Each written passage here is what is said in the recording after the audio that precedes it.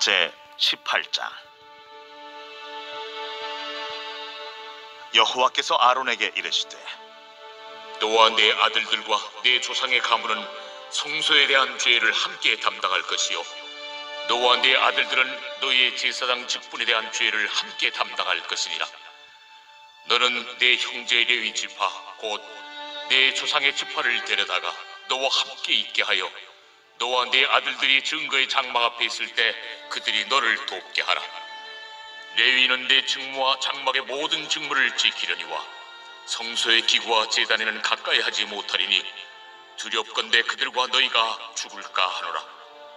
레위는 너와 합동하여 장막의 모든 일과 회막의 직무를 다할 것이요 다른 사람은 너희에게 가까이 하지 못할 것이니라. 이와 같이 너희는 성소의 직무와 제단의 직무를 다하라. 그리하면 여호와의 진노가 다시는 이스라엘 자손에게 미치지 아니하니라. 보라, 내가 이스라엘 자손 중에서 너희의 형제 레위인을 택하여 내게 돌리고 너희에게 선물로 주어 회막의 일을 하게 하였나니 너와 내 아들들은 제단과 휘장 안의 모든 일에 대하여 제사장의 직분을 지켜 섬기라. 내가 제사장의 직분을 너희에게 선물로 주었은즉 거기 가까이 하는 외인은 죽임을 당할지니라. 레위 지파에 속한 고라당 일당의 반역은 그들의 죽음으로 끝이 났습니다. 이럴 경우에 두 가지 현상이 발생할 것입니다. 첫째는 제사장직을 탐냈던 고라당의 죽음을 눈으로 목도했던 나머지 레위인들 가운데 성막에 접근하기를 두려워하게 될 것입니다. 민수기 17장 후반부에 보시면 그들의 두려움이 잘 표현되어 있습니다. 17장 12절에 보소서 우리는 죽게 되었나이다. 망하게 되었나이다. 다 망하게 되었나이다. 13절에 가까이 나아가는 자 곧 여호와의 성막에 가까이 나아가는 자마다 다 죽사오니 우리가 다 망하여야 하리까. 트라우마라는 것이죠. 우리나라 속담에 자라보고 놀란 가슴 소뚜껑 보고 놀란다 라는 말과 같습니다. 어떤 일로 큰 충격을 받게 되면 다시는 그 일을 하려고 하지 않는 그런 마음이 생기지 않습니까? 고라당의 반역이 레위인들에게는 그와 같은 트라우마로 남을 수 있습니다.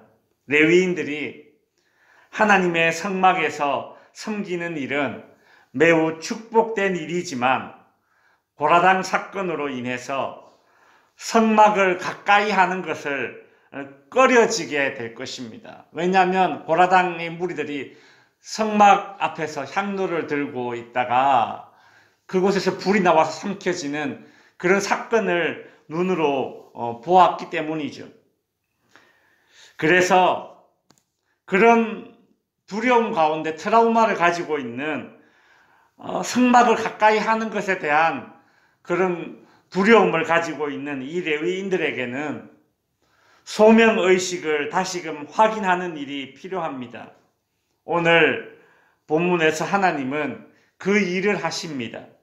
2절에 보시면 너는 네 형제 레위 지파 곧 네 조상의 지파를 데려다가 너와 함께 있게 하여 너와 네 아들들이 증거의 장막 앞에 있을 때 그들이 너를 돕게 하라 라고 하죠.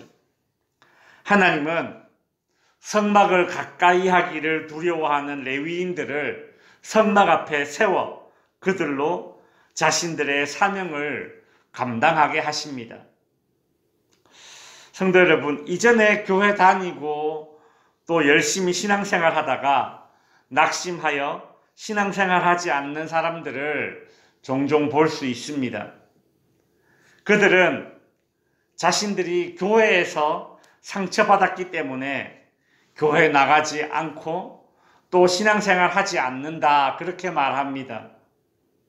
그러나 그들이 놓치고 있는 중요한 것이 하나 있습니다. 교회에서 받은 상처는 시간이 지난다고 저절로 회복되지 않습니다.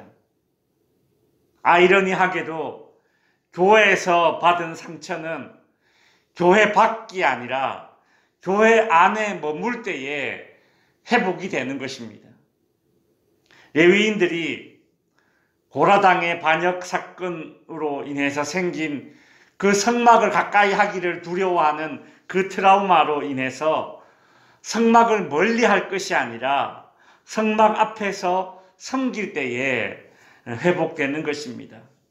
하나님은 오늘 본문을 통해서 레위 지파 사람들에게 이 점을 분명히 말씀해 주신 것입니다. 뿐만 아니라 이 고라당의 반역 사건은 레위 지파 안에서 제사장과 레위인들 사이에 분명한 교통정리가 필요했습니다. 그래서 하나님은 레위인들과 제사장들의 선을 정확하게 그었습니다. 레위인들의 그 직무의 한도를 더 상세히 오늘 본문에서 설명해 주시죠. 3절에 보시면 레위인은 네 직무와 장막의 모든 직무를 지키려니와 성소의 기구와 제단에는 가까이 하지 못하리니 두렵건대 그들과 너희가 죽을까 하노라.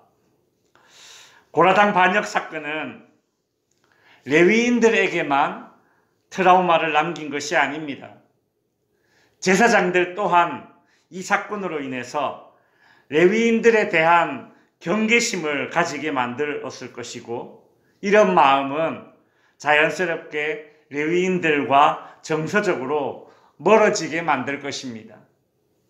성막에서 섬기는 레위인들과 제사를 섬기는 제사장들은 비록 섬김의 영역과 그 한계는 다르지만 같은 하나님을 섬긴다는 한마음, 그 파트너십이 회복되어야 할 것입니다. 제사장들은 레위인들을 경계하고 레위인들은 제사장들을 시기하여 하나 되지 못하는 그런 마음은 온전한 섬김으로 나아가지 못하게 하는 장애물이 될 것입니다. 그래서 4절에 보시면 레위인은 너와 합동하여 장막의 모든 일과 회막의 직무를 다할 것이요 라고 말씀하십니다. 6절에서도 보라, 내가 이스라엘 자손 중에서 너희의 형제 레위인을 택하여 내게 돌리고 너희에게 선물로 주어 회막의 일을 하게 하였으니, 그렇게 말씀하고 계시죠. 하나님은 제사장들과 레위인들이 한 마음으로 전심으로 섬기기를 원하셨던 것입니다. 말씀을 정리하겠습니다. 고라당 반역 사건은 레위인들에게도 제사장들에게도 깊은 트라우마를 남겼을 것입니다. 이 마음의 상처가 회복되지 못한 상태에서는 온전한 섬김의 자리로 나아갈 수 없습니다. 그래서 하나님은 오늘 본문에 나오는 말씀을 통해서 제사장들과 레위인들에게 다시금 소명을 회복시켜 주셨습니다. 그들의 마음을 회복시키시고 하나 되어 섬기게 해주십니다. 하나님께서는 우리에게도 그런 섬김, 그런 예배를 원하시고 계십니다.